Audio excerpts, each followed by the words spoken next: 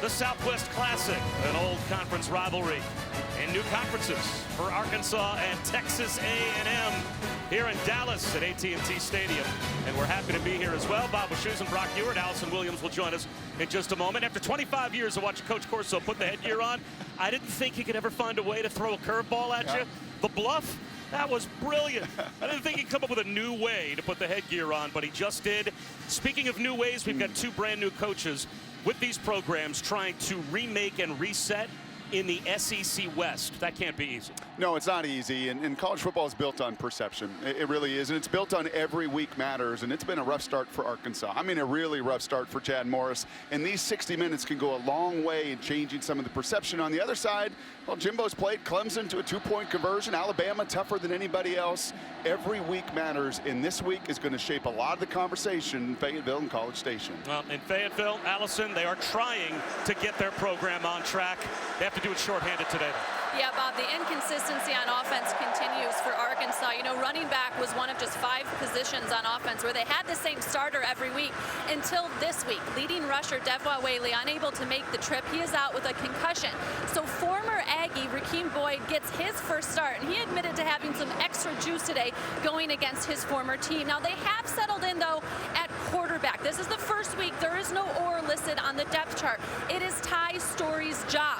And Coach Morris said this is important because he feels like inconsistency at the quarterback position magnified some of the issues with this offense. He said Story earned this job with that toughness he showed last week at Auburn, earning the respect of his teammates and coaches.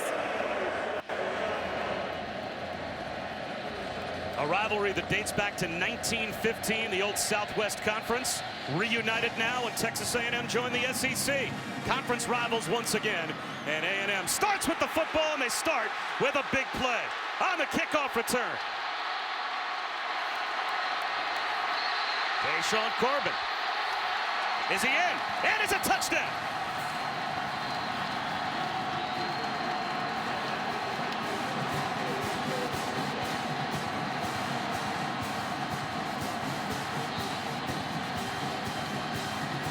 Deshaun Corbin, the true freshman, scores on special teams. And that look from Chad Morris says it all. You have got to be kidding me. Punt return touchdowns the last 2 weeks, and now a kickoff return touchdown. That phase of the game, Allison could talk about the quarterback challenges and inconsistencies, but this phase of the game, the special teams, has just been a disaster for Arkansas. It's 7-0. 14 seconds in. Auburn with 288 return yards last week against Arkansas. And that theme continues on the first play of the game here in Dallas. And this is a phase where they were trying to bring some veterans in. You can see an incredible lead block right there to open up the alley from actually a true freshman, Jeremiah Martin. And we see this. Once you get a crease and you can hit it full speed, there's not going to be many kickers in college football that are going to run down the returner.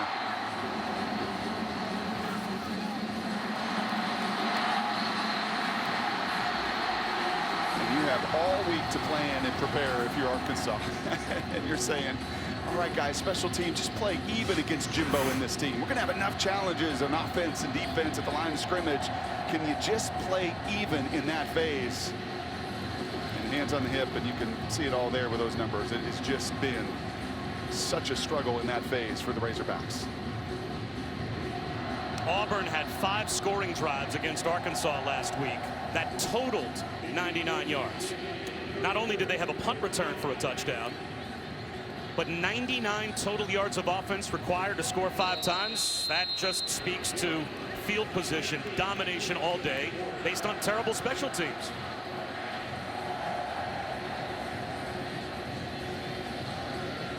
So now Davion Warren will have a chance.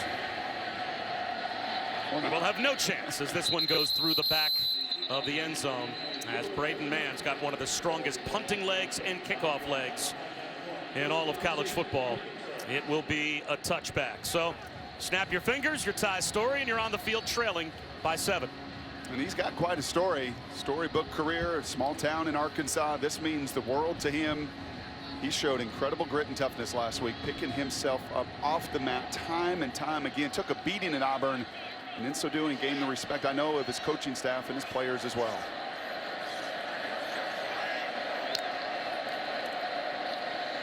Hakeem Boyd, nothing on first down.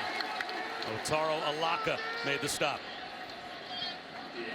He makes a lot of stops. He and his buddy Dodson, 25, the two linebackers here for Mike Elko. And these are guys that played a ton of ball, and they don't mess around. Especially Alaka, when he sees something, he is coming downhill 100 miles an hour.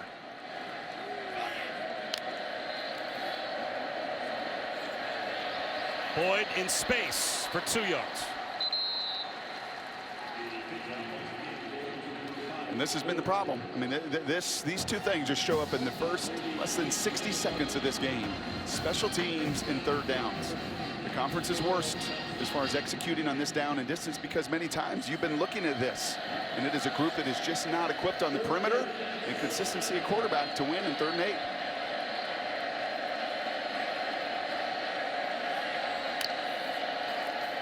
Blitz coming. Story across his body, incomplete. Jeremy Patton, the tight end, couldn't hold on. So a nightmarish start for Arkansas. They give up a 100-yard kickoff return for a touchdown.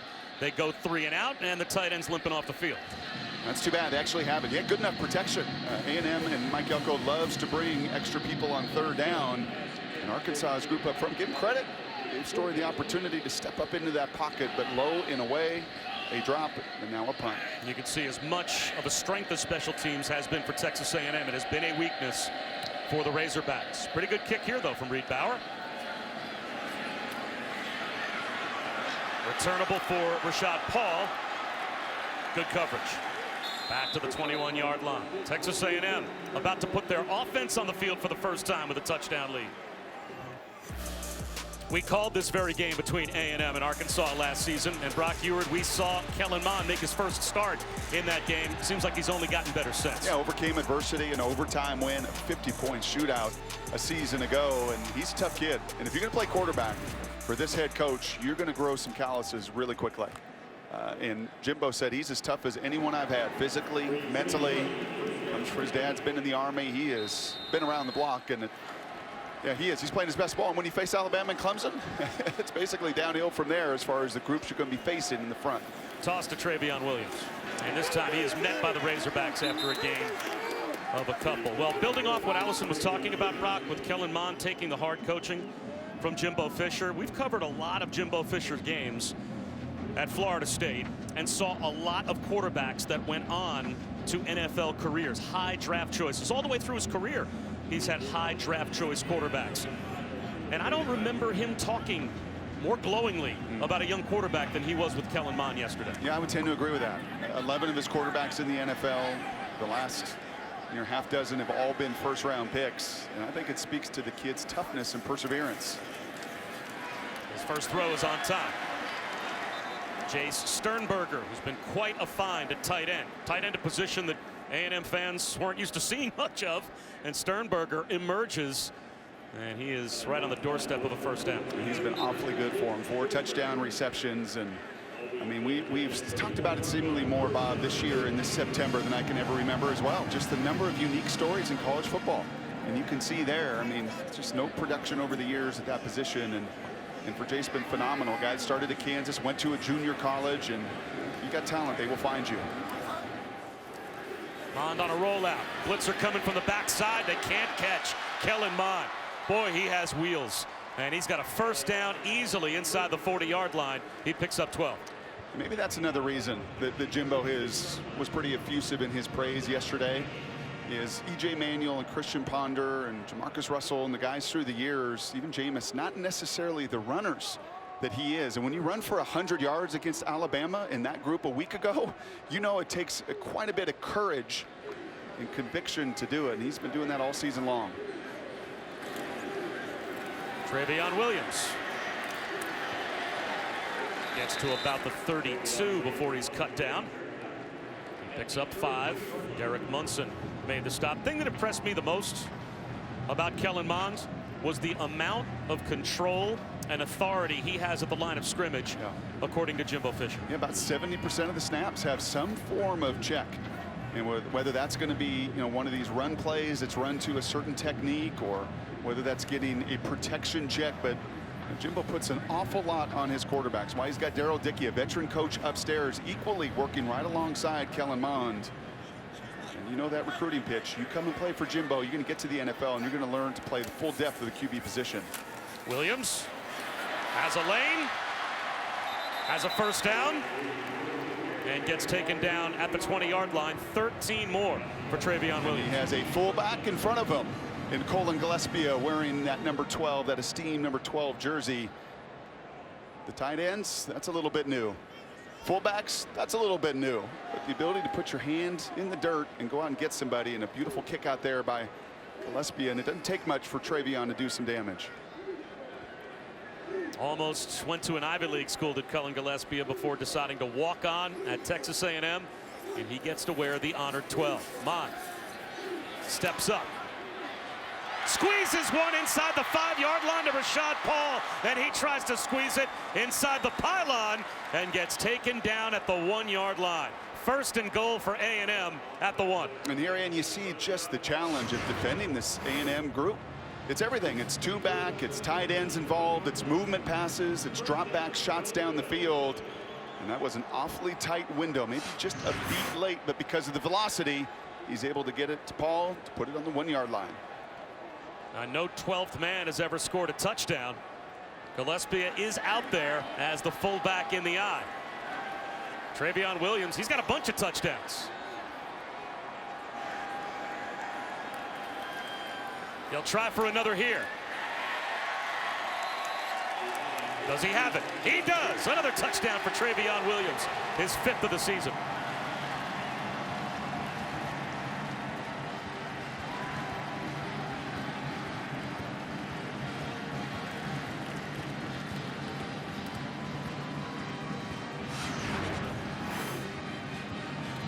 That fullback, it was the 12th man that didn't get the ball, but he got the first block. He initiates the second contact, and the power right on through. As you said, Travion just needs a little bit, and you can't arm tackle him. You can't catch him from the side when he gets his shoulders facing the goal line. He's going to drive through that tackle. An 8-play, nearly 80-yard scoring drive. Williams had 5 carries for 33 yards and the touchdown. True freshman Seth Small tacks on the extra point. Quick start for A&M, up by 2 scores early. It's the Southwest Classic here in Dallas, Texas A&M and Arkansas. And it's A&M with 2 losses to 2 top 5 teams as they almost pulled off a miracle comeback against Clemson back in week 2. And last week, it's pretty much every opponent so far this season seems to be outclassed by Alabama. But they are off to a quick start against Arkansas. Bob Wischusen alongside Brock Ewert. Allison Williams with us here in Dallas as well. Avion Warren. He's going to bring it out from 2 yards deep. Bad decision. It's always a good bet to figure out when West Virginia and Texas Tech play football. Will the football game outscore the basketball game when they play in the winter? It's got a chance. Rakeem Boyd. Well, as if field position has not been the enemy of Arkansas so far this season. And Brock, you make a bad decision to bring a kickoff out from 2 yards deep. And you are starting now inside your own 12-yard line, and you'll lose a yard on first down. And Matabike is a monster. I mean, he has become such a stud. I think a player that's really grown in confidence when he plays some of the very best in college football. Remember his name this season. He's going to keep getting better and better. Southwest Classic, the yearly renewal of this rivalry between Arkansas and Texas A&M, and once again renewing acquaintances. Dalen Mack with the quarterback, Ty Story. It's another Aggie sack. Yeah, well, that is just not a matchup that's going to work for Arkansas today. That's Ty Clary playing center. Started there a week ago, worried about his snaps. And then you've got this guy, about 6 foot, 310 pounds. And a senior who changed his number from 5 to 34. He's changed his career. He knows what is looming with an NFL future in front of him. And he's shown up in big ways his senior year. Check down to Rakeem Boyd. Out to the 16-yard line, picks up a handful, but it'll be 3rd down and long again. Alaka with the stop.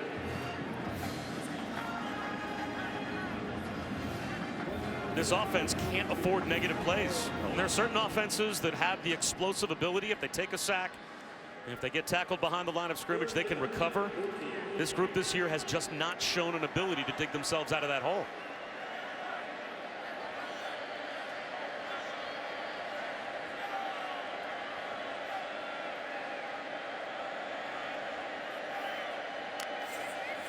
Another blitz. One-on-one down the sideline. Incomplete. Michael Petway tried to fight his way back to the football, and Charles Oliver tracked him right down the sideline. There's no face guarding in college football. And you know, they're both hand fighting.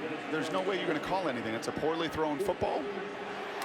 He's out of bounds. He's run right to the sideline. You've done the things you can't do a wide receiver. If you're going to hand fight, you're not going to get the call. If you run yourself out of bounds and you don't give your quarterback any room, you're not going to get the call either. And that points to your point, Bob, of why you can't be in 3rd and 14.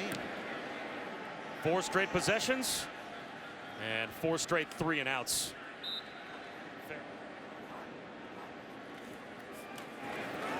Travion Williams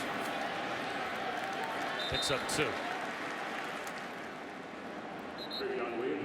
That will take us to the end of the first quarter. 14-0. Texas A&M has the lead over Arkansas after 1 here in Dallas. Welcome back to college football, presented by Xfinity. This is the SEC on ESPN. Bob Wischusen here with Brock Ewert. Allison Williams set for the start of the second quarter of the Southwest Classic. Arkansas and Texas A&M. The Aggies scored on a 100-yard kickoff return for a touchdown on the first play of the game, and they pretty much dominated the first quarter. Good field position to start off the second quarter as well, with 2nd down at their own 41. Kellen Mond, well protected. Long throw to the sideline for Buckley. Cameron Buckley's got it. Out of bounds at the 36 of Arkansas. And that's a well-thrown football. I mean, that's some of the up and down still, I think, with Kellen a little bit in this system with Jimbo. Is the little 6-yard out route, the little 5-yard in route, like those gimmies. You call those gimmies, I think, as a coordinator, as a QB. And then that post corner, that long throw all the way across the field is just thrown beautifully. And thrown from a perfectly protected pocket. You think? Boy, that's like 7-on-7. Williams inside the 30 and into the red zone.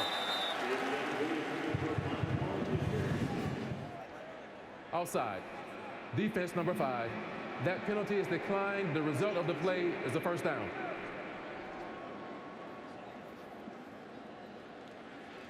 That's now the 3rd offsides here, right at the bottom of the screen by Arkansas. You've seen it from every one of those edge players, and it's just trying to, and that's Gerald, the JUCO transfer. That's just trying to, once again, get a head start.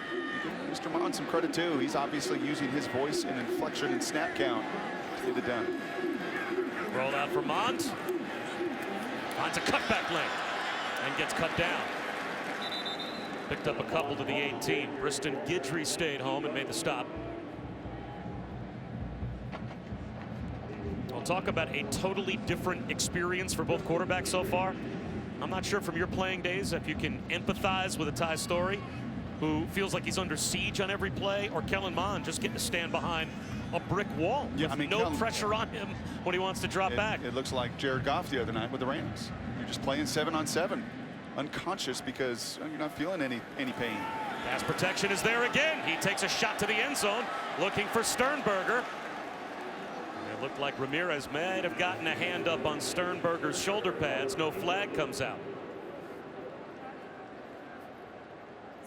Guys, it's a good thing that A&M line is playing so well, because everything they do gets blown up on that giant jumbotron here at AT&T Stadium, and that's how offensive line coach Jim Turner watches the game. He actually kind of backs up into the tunnel so he can see the screen. He said there is nowhere better to coach than here because of that vantage point. And he told his guys, don't hide and don't lie to me because I can see everything.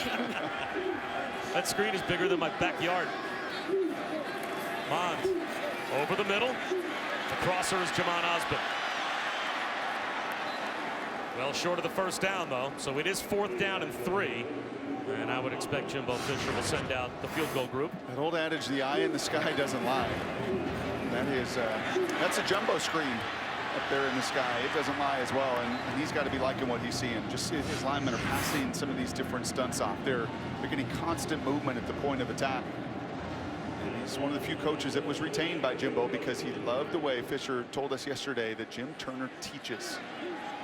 Seth Small, the true freshman, from 30 yards out. Stays perfect on the year, 6 for 6, and it's a 17-0 Aggies lead.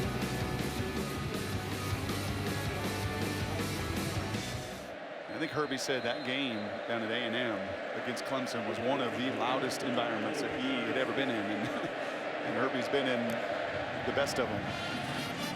Well, all the A&M fans that have made their way here today, they're making plenty of noise.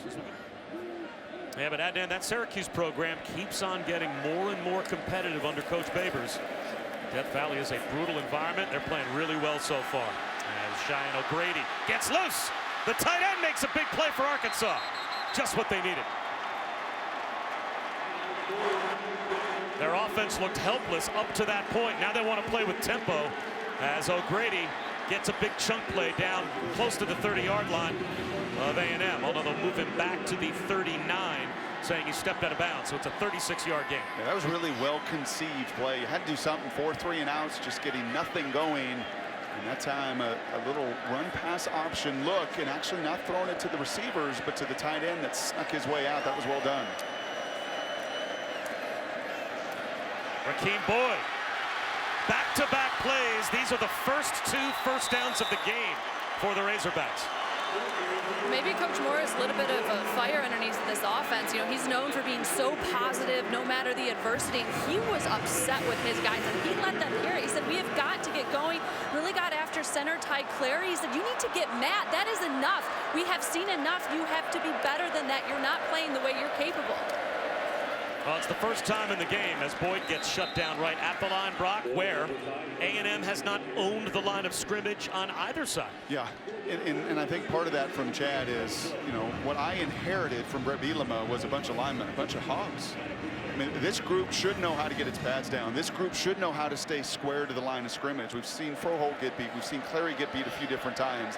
That is the one thing that Chad Morris coming in here should have felt good about, and in the first quarter and a half they were dominated. And a little exotic formation as they throw one up the seam again. It's O'Grady. They took the left tackle Colton Jackson, split him out wide to the right to kind of fool with A&M from a formation standpoint, and that allowed O'Grady from the line to go right down the seam. He's not covered up on the outside. And the reasons he is eligible, the pocket moves, and here comes yet another exotic little wrinkle as the 6'8" Cole Kelly comes into the game, typically to run the football. He's carried it 12 times this season, only for 14 yards, but he does have 1 touchdown. First and goal at the 6. And there is quarterback power. No, a little fake. Kelly wants to throw it and throws it away through the back right corner of the end zone as he had Deion Stewart tied up. And let's see if that is a one-play experiment. It will be. Ty Story is back now in at quarterback. Yeah, and you've run that play, that QB power, so many times, but A&M not fooled. And watch the tight end at the very top of your screen here. He actually gets thrown down to the ground. He's trying to block and separate. He can't as he ends up on his back.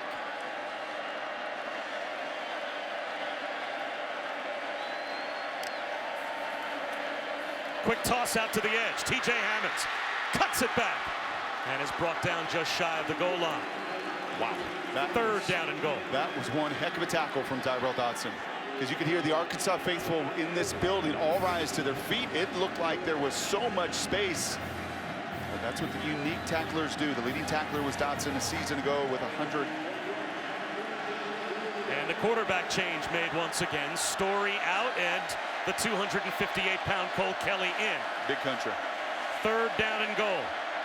Inside the 1.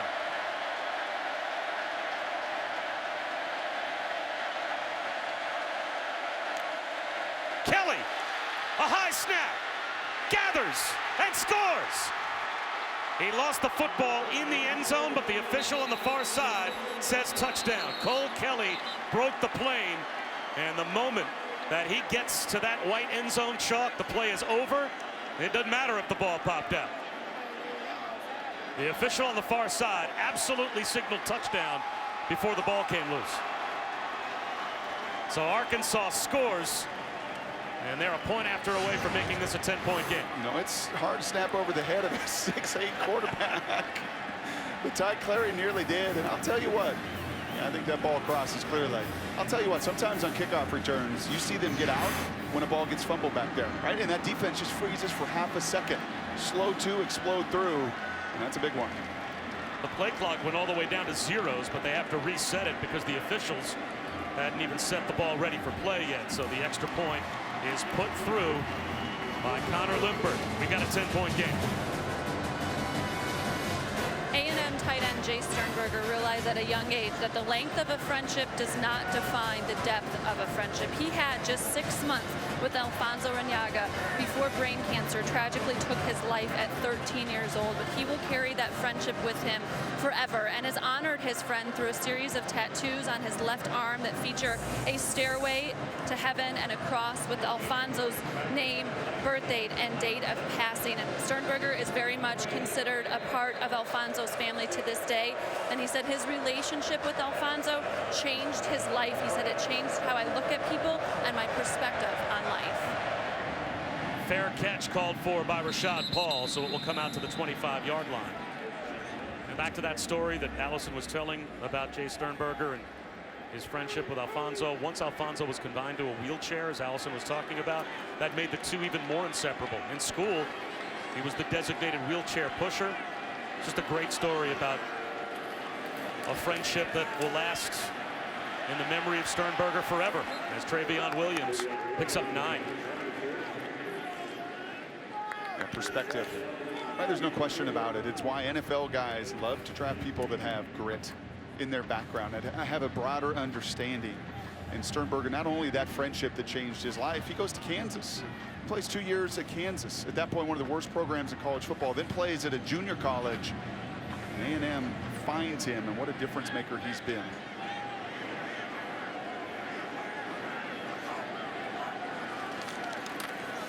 Williams. And it looks like he has a couple of yards and a first down. And talking to Jimbo Fisher about wanting to come to Texas A&M, employ his system, which involves the tight end. Well, the previous system didn't involve the tight end at all. So where'd you find Jay Sternberger? How does it all of a sudden come to you to say, we've got a kid we think we can have as a starting tight end in the SEC that couldn't make it at Kansas, one of the worst Power 5 football programs in America? And he said, we just watch tape. Yep. Just turn the tape on. Form our own opinions. You can see on the tape that he can do this. And boy, were they right. He's got 4 touchdown receptions already this season. Play action now for Mond. Wide open Sternberger down the sideline. Knocks a player's helmet off, and Santos Ramirez, they go nose to nose. All the way down to the 26-yard line, a gain of 27. So 5 straight runs, you know what's coming. And Santos has to come out because the helmet comes off. You know what's coming. This is what's coming. You can see all the movement there defensively. And not a perfectly thrown pass. It's nice to have a tight end. It's got a good catching radius. And then even more so an ability to catch and run.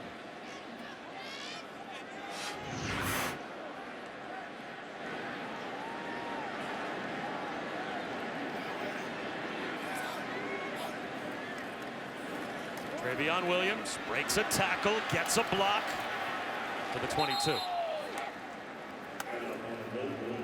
He's just patient, isn't he? You see a lot of programs use a lot of running backs. I said to Jimbo yesterday, do you even play another running back? Is anybody else? You got a bunch of them. You've got 4 true freshmen, in fact, on your travel squad. But I think when you've got someone as trustworthy as Travion, who loves to pass protect, who can catch the ball, Jay Graham, the running back coach, just, I think, loves the dependability that the veteran brings. He was a 1,000-yard rusher as a freshman, 733 yards last season. Little run pass option. He'll run it, and that turned out to not necessarily be a great option as he took a shot from Santos Ramirez. That's a pretty good tackle from Ramirez, who's made a lot of them here at Arkansas. He's really changed from where he was a little undisciplined early in his career. He's become a captain. He gets his head out of the way, his eyes up, and you wrap with that shoulder. That's about his textbook. You know, the NFL's having some challenges on how to tackle a quarterback, and they're sending videos out. If you want to send a video of how to textbook tackle in college football, To use your shoulder and get your head out of the tackle, that's a pretty good example. 3rd down and 13. Another big play for the Arkansas defense. They bring a blitz. It's picked up. Mond throws an interception. Trey Greenlaw picks it off. His 2nd of the first half.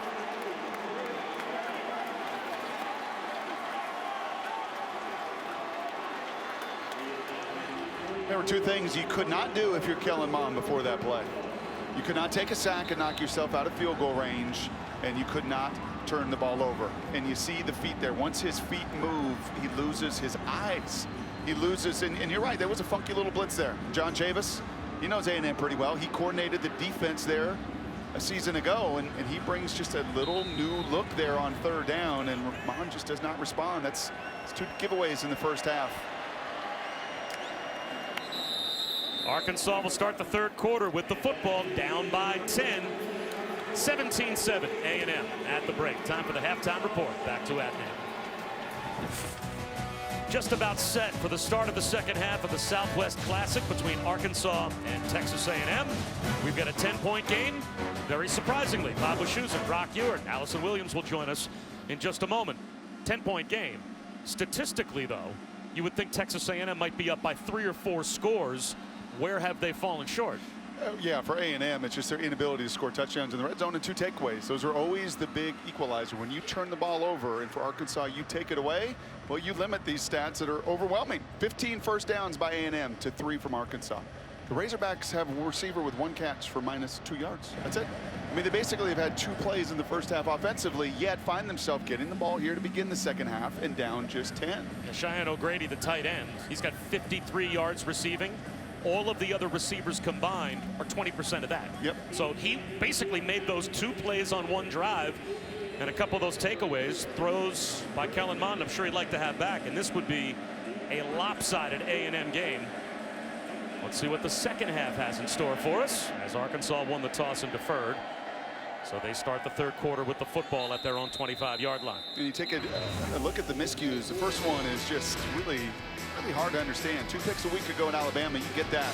This is a little 6-yard out route. You just staring it down and allowing Gray to get underneath it for the interception. This one, one of the rare occasions that he had to move off of his spot, and he does so. And once again, he loses sight down the field in the first missed field goal of the season.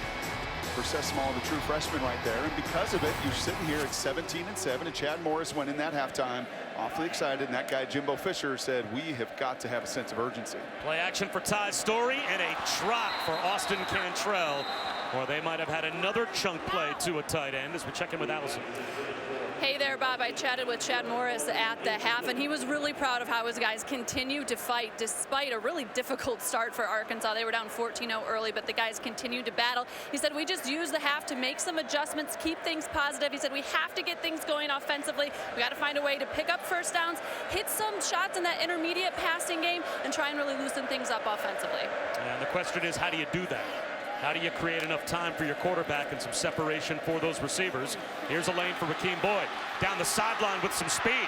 Well, the run game might loosen things up as Rakeem Boyd is to midfield before he steps out of bounds. And that was just a little bit of a lazy line stunt here from A&M. Sense of urgency isn't just on offense, it's defensively. And that line stunt that you stunt yourself out of the play. And there you see the speed outrunning the angle there of the safety Tucker. And it's been the big play. That's it. That's the 3rd big play from Arkansas offensively, and that has been the only way they've been able to move the ball. Boyd again for 2 yards this time. And I think in these 30 minutes, you've got to see Ty Story more involved in the run game. You saw the touchdown run from the backup. They bring in big Cole Kelly, the Wildcat quarterback. But for me, Ty Story is going to struggle to throw it down the field and do some of those things that Chad told Allison they want to do, but he can run the ball. He is a tough customer, and he's going to have to make some hard yards in the 2nd half with his legs.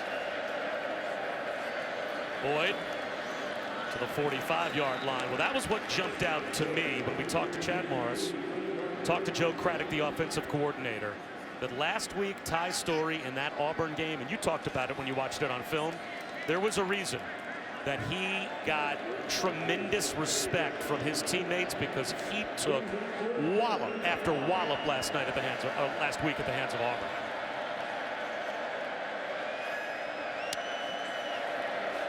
Set to throw here. Pitch and catch on the slant. Jared Cornelius. There you go. There's a wide receiver making positive yards. And that's what you can do at 3rd and 4.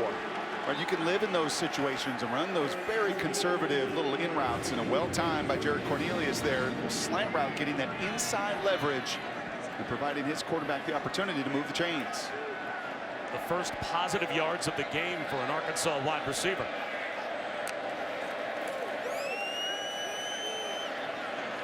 Low throw, scooped up.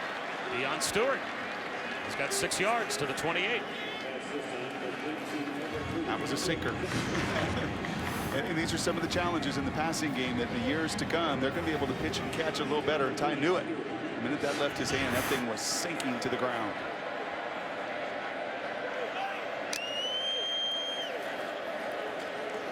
Chase Hayden. This will bring up a big 3rd down. He gets a yard. Justin Matabike drove him back once he got to the 27. So it will be 3rd down and 3 on this all-important first possession of the second half.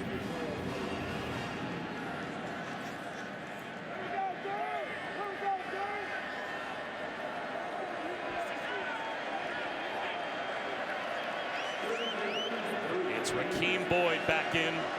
He's the running back to the left of Story in the shotgun. It's a blitz from A&M. Story under pressure, goes down at the 30-yard line. So now it's 4th down and 6. And you knew Mike Elko was not going to sit back. He set up a little zone coverage earlier. He was going to bring the heat on Chad Morris and that offensive group, and they bring 6. They play man-to-man outside. And there's really nowhere for Ty to go with the ball. He tried to save enough real estate to at least attempt this field goal. So here's Connor Limpert, 6 for 9 so far on the season. His career long's 54, so this one from 47. Well inside his range. And he's got it. It's a 1-score game. Points to start off the 3rd quarter for the Razorbacks.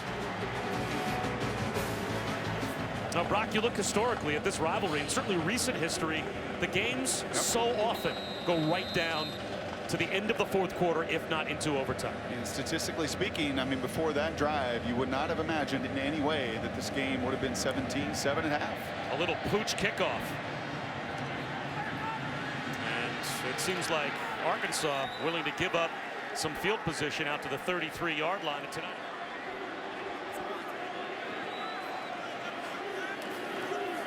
Travion Williams out to about the 35-yard line for 3 yards. It'll be a pinball machine potentially tonight, Allison, in Happy Valley.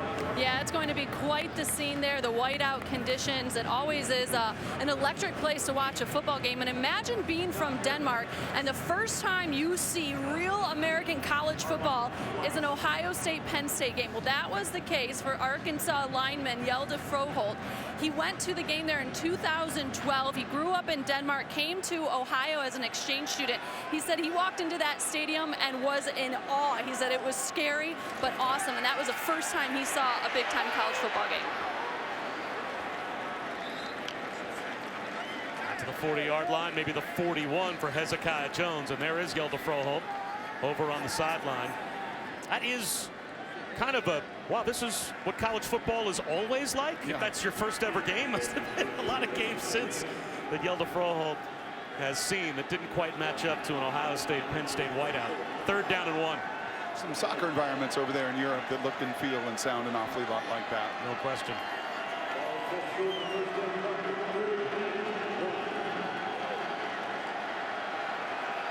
It's an awfully big play here to begin the second half. They'll run it with Williams, and he will pick up the 1st down. That puts him over 100 yards. Randy Ramsey made the stop. Travion Williams coming into today, averaging 107.5 yards per game, 3rd best in the SEC.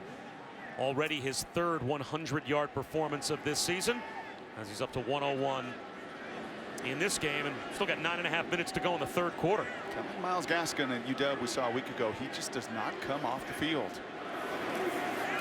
Quarterback run for Kellen Mond.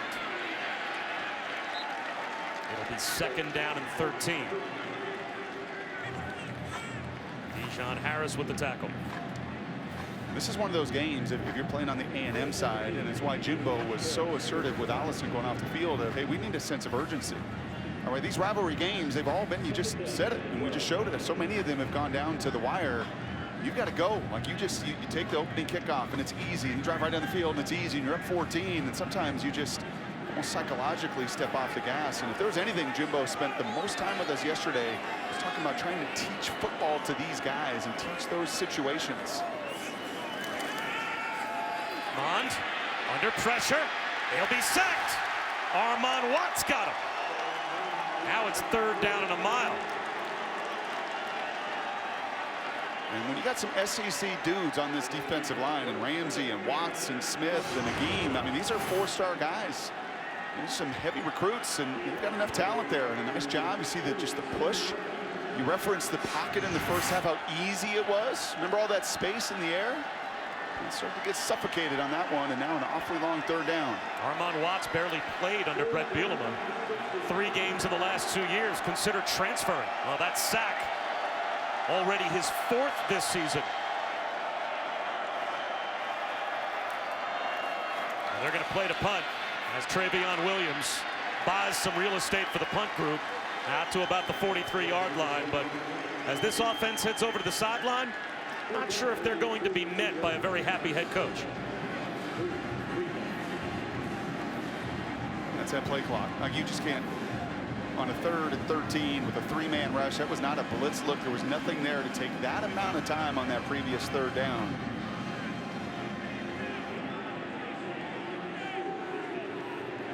Again, Brady. Boy, one of the few times that man tries to kick it short. And is he a master or what? Even his punts that don't look like missiles through the air end up doing exactly what they're supposed to do. As we've got an altercation after the punt was over, as the ball rolled all the way down, somehow hugging the sideline inside the 2-yard line. It's a 48-yard punt as Braden Mant does it again. And Jimbo Fisher wants his team to calm down. Right now for Texas A&M, you'd have to say Braden Mann, the punter, is the MVP, as twice he has put Arkansas inside their 10-yard line to start off the 2nd half here. They'll run it with Rakeem Boyd. Just a little bit of breathing room out to about the 4-yard line. Derek Tucker came up to make the stop for A&M. And at some point, you're going to have to make a throw to the perimeter. I mean, you just cannot play for 60 minutes without pushing the ball outside on the perimeter. A go route, a hitch and go, a slant and go. There has got to be something that stretches this field both vertically and horizontally.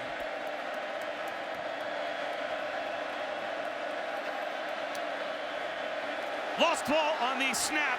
It's picked up by Story, and he heaves one down the sideline. Incomplete, as Michael Woods was the intended receiver, as the snap came out as a ground ball from Ty Clary. And Story did well just to find the loose ball and maintain his composure. Yeah, and that's not an easy job for Mr. Ty. He is a former walk-on. He's been a guard. He played center first start a week ago. And oh, by the way, I got Dalen Mack, this monster in front of me, that if I lose leverage off the snap, I got no shot.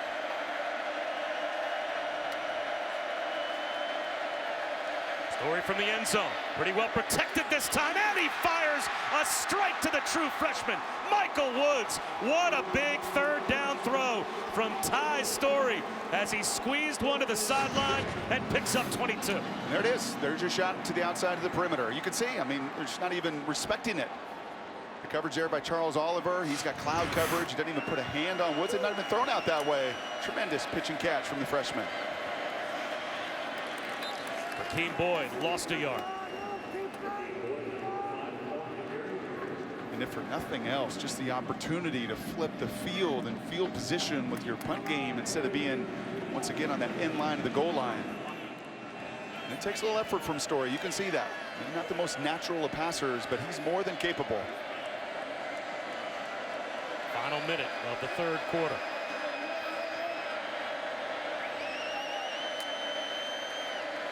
Quarterback draw. Ty Story moves the pile Out to the 28-yard line.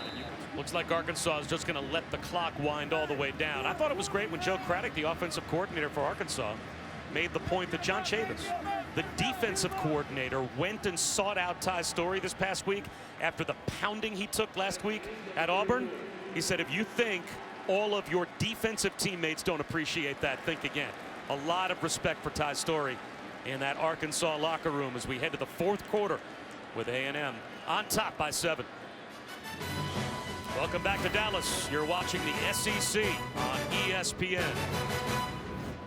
Bob Wischusen, Brock Ewert, Allison Williams, and the rest of our crew here at AT&T Stadium. We start the fourth quarter with Arkansas statistically having no right to be in this game, and yet they've got the ball down by 7, facing a big 3rd and 6.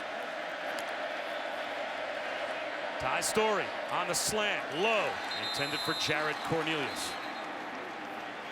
And there's a flag down on the near side. And Cornelius is hurt. He was injured in this game last year.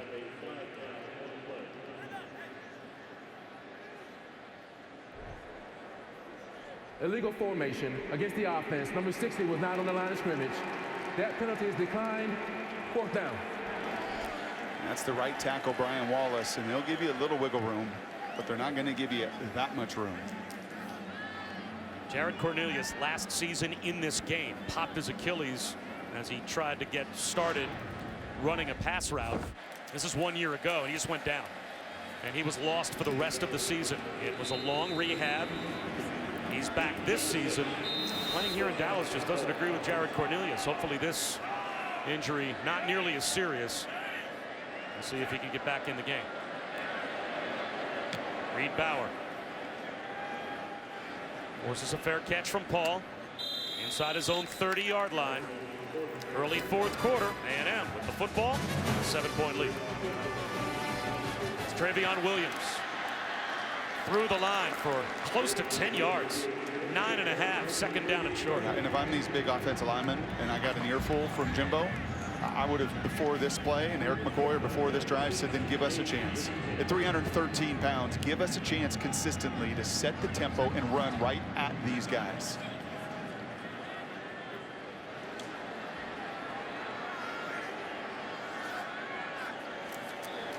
Mond, high snap, pulls it back down, and does the work himself for a 1st down.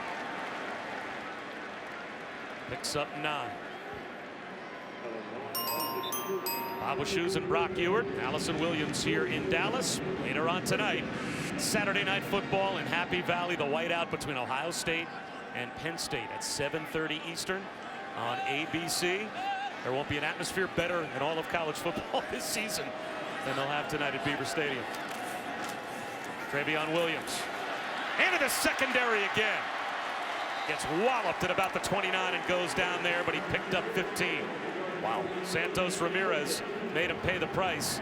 Travion Williams is having himself a day. Yeah, and big boy Eric McCoy, the best lineman, he just said enough's enough. I mean, he just mauled at the point of attack in the line of scrimmage, allowing that lane to develop. Wow. 135 yards on the ground for Williams.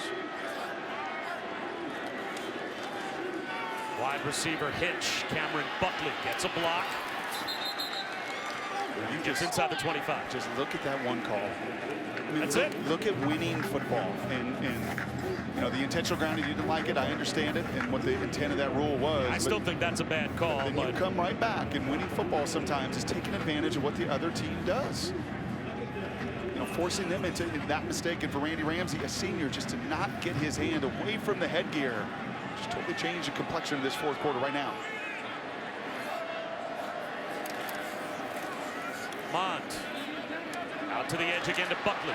Breaks a tackle. Stutter steps for a 1st down.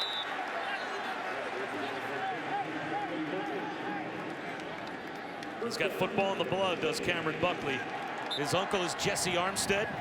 Jesse Armstead and his dad, part of that Dallas Carter championship team back in '88. Now this is not a block in the back right there. I mean, he is just in his back. And you can hear the faithful here from Arkansas. Like that's in plain view of everybody.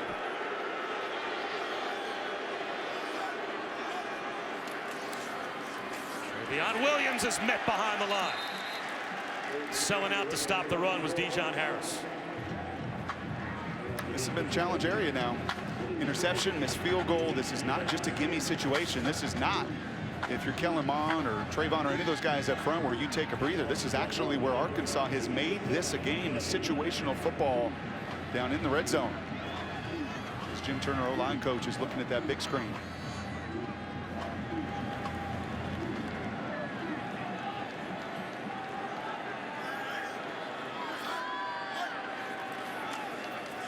Williams back to about the original line of scrimmage, picked up 1.5 yards. John Harris made the stop, so in a 7-point game, a lot of time still on the clock. How important is this play? 3rd down inside the red zone. 3rd down and at least 9. For an Arkansas offense on the sidelines is watching, it has 6 first downs through 50 minutes of action. Pretty big play. The Razorbacks can't afford to allow more than a field goal on this drive. Fall down by 2 touchdowns again when you've got 6 first downs. That might be too deep a hole to dig out of. Quarterback run for Kellen Mond. He's going nowhere. Oh, did he get popped right at the line? Again, John Harris comes through to make the stop. That's big time. And he comes underneath the block of the right tackle, Carson Green. That's one on the whiteboard that you like an awful lot if you're A&M. If you're Jim Turner, right tackle's got to come down and block the linebacker. Not so fast, my friend, as Lee Corso would say. Dijon comes underneath that block and unloads. Seth Small from 33.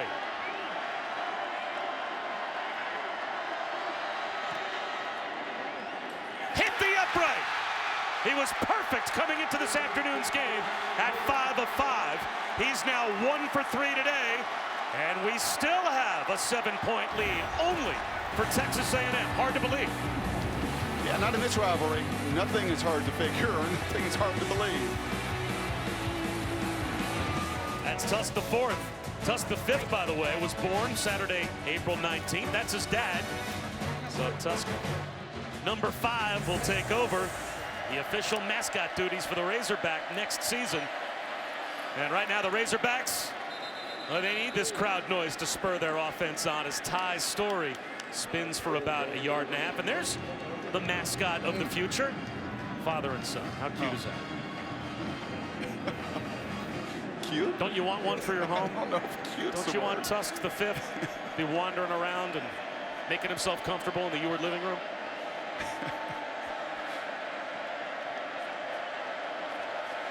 No.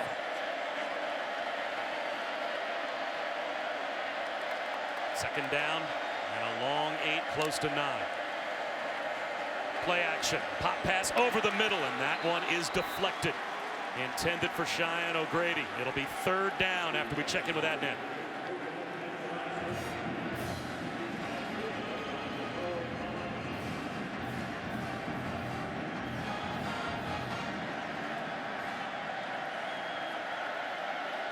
Wow, 2 good games. Hopefully you've got the app dialed up so you can watch Syracuse maybe pulling off an upset against Clemson, and a game that is shockingly close, with A&M dominating statistically but missing opportunity after opportunity.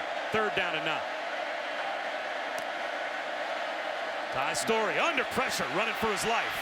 Wings one to the sideline, incomplete. And Texas A&M, after their 2nd missed field goal, to go along with a couple of interceptions thrown by Kellen Mond, all in the scoring area, the defense gets another 3 and out. Yeah, I think you see a little frustration there from Ty. He knows that if he could have got that ball out a little bit earlier and got the one-on-one outside to the freshman Woods, does a nice job coming back.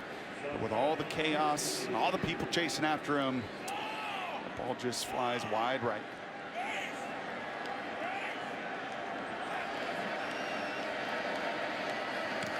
Reed Bauer, wobbly spiral. Rashad Paul lets it bounce. Takes a sideways hop out of bounds at the 39-yard line of Texas A&M. So good field position for the Aggies after a 40-yard punt. A&M back to work at their own 39. Play action for Kellen Mond.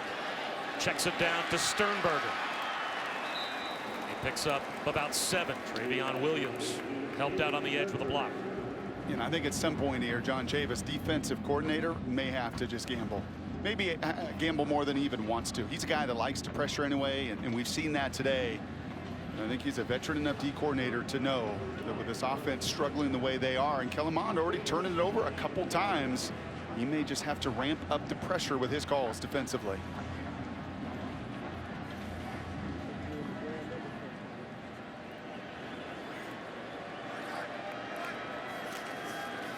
Williams, first down, and then some. Into Razorbacks territory as he comes close to the 45-yard line. 9 more before Santos Ramirez brought him down. And just adding to a day, Travion Williams.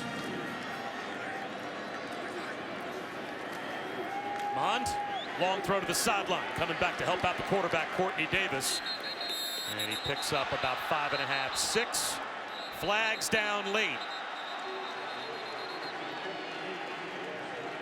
Personal foul, hands to the face, defense, number 42, 15-yard penalty, automatic first down.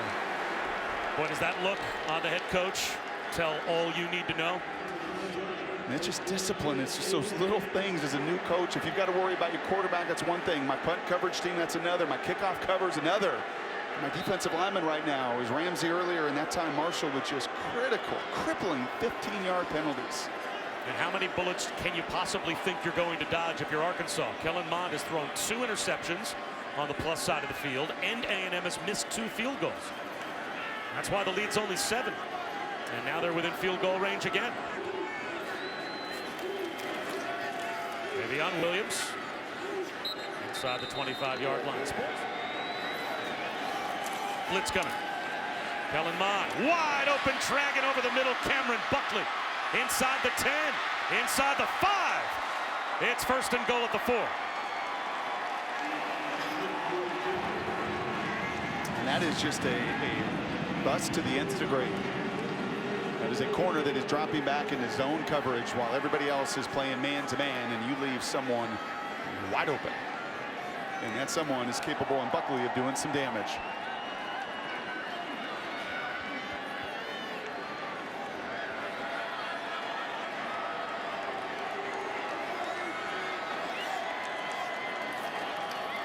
Travion Williams walks into the end zone with an A&M touchdown.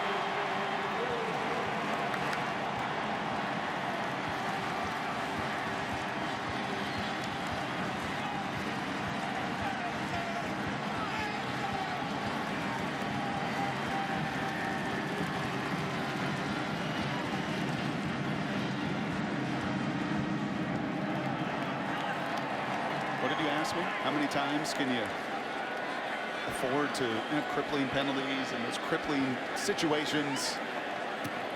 Oh, that many times, because that was simply too easy. But one of the first times the big fellas on that offensive front were able to really get the leverage, were able to seal that edge, and Travion, who's done so much of the dirty work for 55 minutes, he finally got a little payday.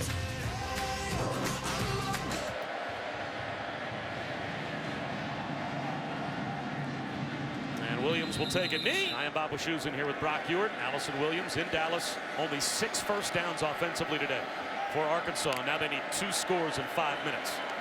Ty Story, screenplay. Rakeem Boyd down the sideline. And it looks like he may have a first down. Allison? Well, it was Drake Greenlaw's 2 takeaways that kept Arkansas in this game. But my biggest takeaway from talking to him this week is that your situation, your circumstances do not define you. You see, he grew up in a very unstable home. He was a ward of the state for 6 years, bouncing around foster homes, until at 14 years old, he met Brian Early and his family. Early, the DC at Fayetteville High School, and at first thought he would just be a mentor to Greenlaw. But very soon, when Greenlaw's boys' home was being closed, they opened up their hearts and their home to Greenlaw, taking him in as a part of the family ever since.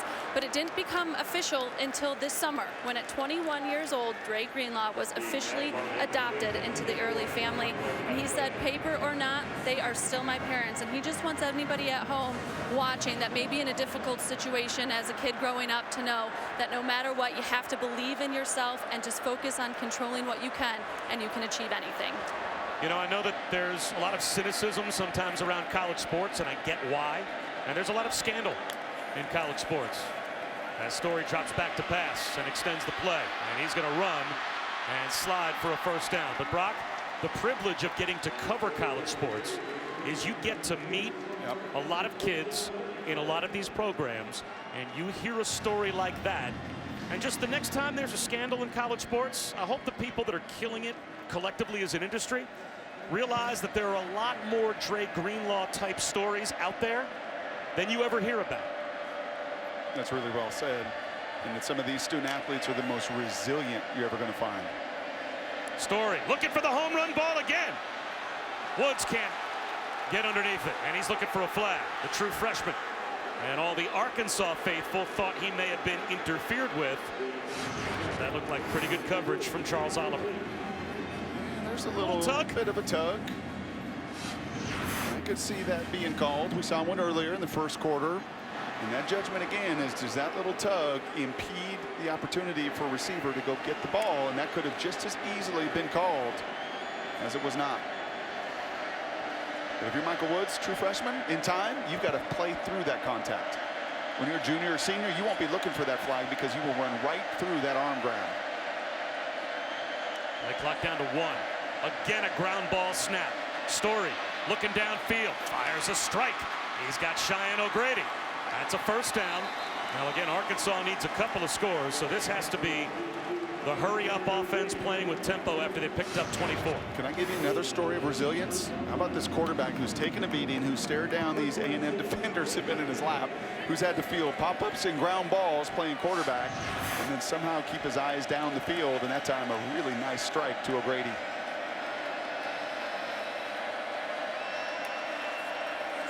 Here comes the blitz again. Story takes a shot, fires one up the seam. He's got a touchdown. This time Michael Woods gets free and holds on. The true freshman with a 29-yard touchdown catch. And it's not over yet. 3:16 to go.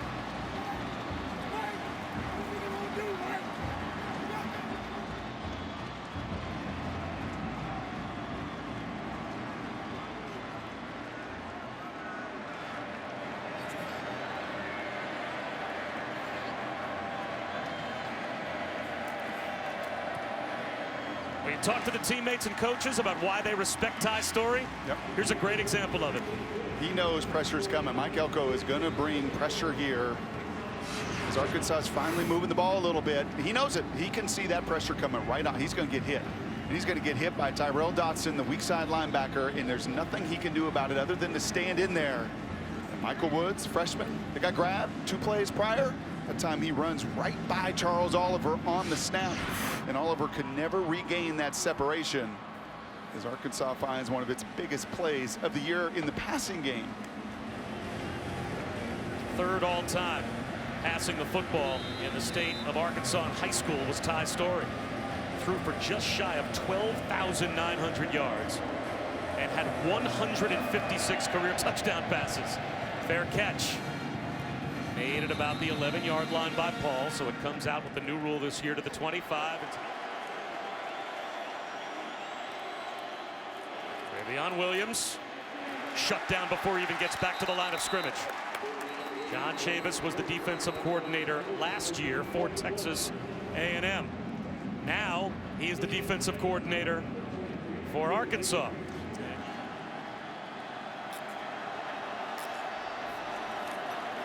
On play action. He is looking downfield. And he's got a hookup. Cameron Buckley with a first down. And that is a killer for the Razorbacks, and a gutsy call by Jimbo Fisher to put the ball in the air. Now Arkansas down to 2 timeouts left. But it's not in the air, dropping back, whole field read, what's going on, what's my protection? It's off play pass. It's getting outside the pocket. And again, I think on the move right now, Mond is at his best. So now Arkansas will call their 2nd timeout before first down. So now they're only down to 1 timeout left with 2:54. And that's been a little bit of Kellen Mond's game today, frankly, right? Some big plays, some awesome plays, and then just a couple just crippling interceptions. But this is money time. This is winning time. This is when his decision making, your play calling's got to be at its best.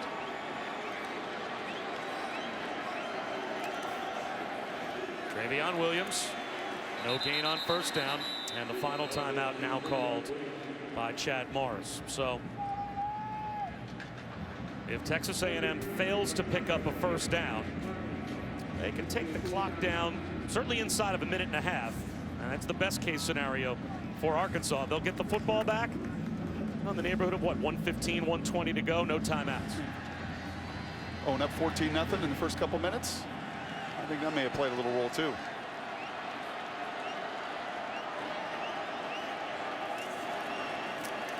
Travion Williams bottled up, and the play stopped after a gain of 2. It'll be 3rd down and 8, but now no timeouts left for the Razorbacks. So Texas A&M can work on the clock. I thought that time it may have been a QB run opportunity.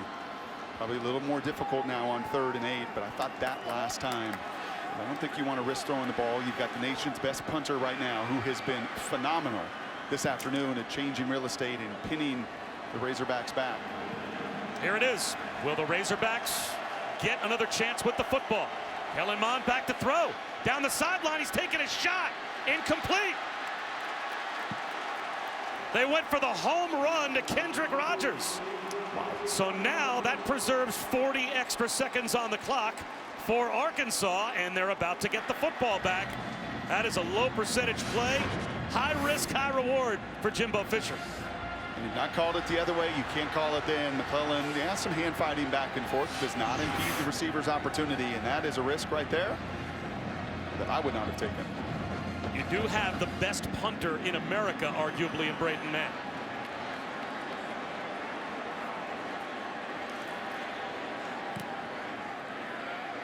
It's a bit short, though.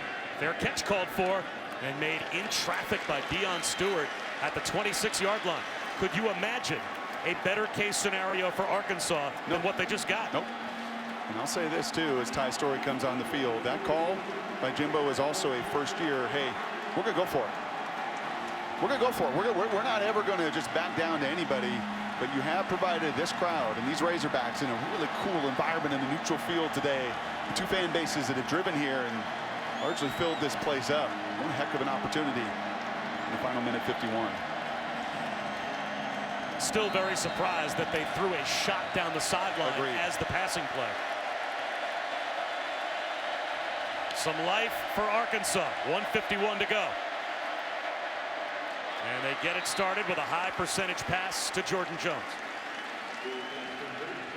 He gets to the sideline, stops the clock, no timeouts left, but a gain of 8.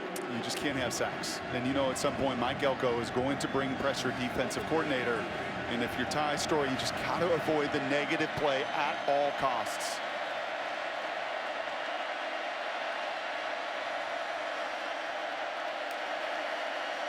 Four-man rush. Story well protected, and there's the check down to Rakeem Boyd. First down and more. Stops the clock, at least for the moment. Out to the 45-yard line, picks up 11. Are we going to possibly have another overtime game between A&M and Arkansas? I know for 5 games for us this season, we're all going to have one possession, every one of them coming down to the wire. Another four-man rush. Story to the sideline. Dropped. LaMichael Petway lost his footing and couldn't hold on to the football.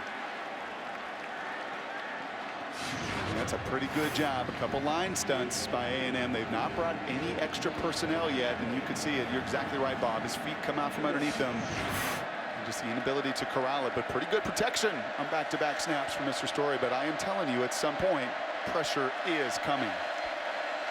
Both fan bases on their feet here in Dallas. This time a 5-man rush. Story with a shot down the sideline, and it's intercepted. Donovan Wilson playing center field, comes over and ends the game for A&M.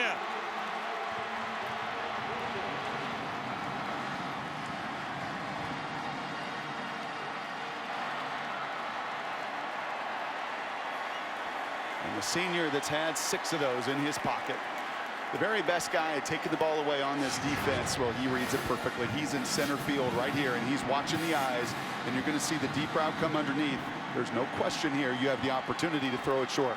But instead, the eyes, and look at Donovan in the back. He has seen it the whole way because those eyes never come off. You watch Thursday night football with veteran quarterbacks, and you saw Kirk Cousins and Jared Goff, what they do. When they knew they wanted to take a shot down the field, what they do? They manipulate that safety. You hold that safety with your shoulders and your eyes.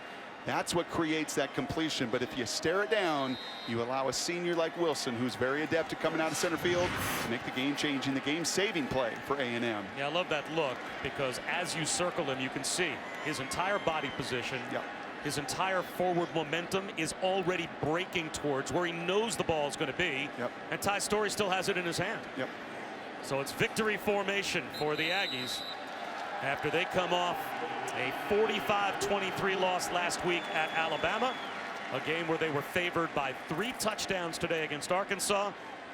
But Chad Morris's team put up quite a fight. Sure did. A&M is going to survive. The littlest of details, they always show up. And for Ty, he's not been in that moment. In his career in Arkansas, he's not had that chance. And the only reason that he's even in that moment is because of his guts, because of his toughness and his touchdown pass on the previous possession. And a really good job with some completions. You put yourself there, and that is a lesson that he will never forget. That just the tiniest little fundamentals and details and making sure you know where that center fielder is plays an awfully big role in the end. What a game. What a game, man. This series has been so much fun. Fun for us a year ago in overtime, nearly there again this season. And I think for Arkansas, got to feel really good about themselves. And for A&M, they got plenty to clean up. Well, Chad Morris probably feels in his years at Arkansas like he will never be more shorthanded from a talent standpoint than he is right now.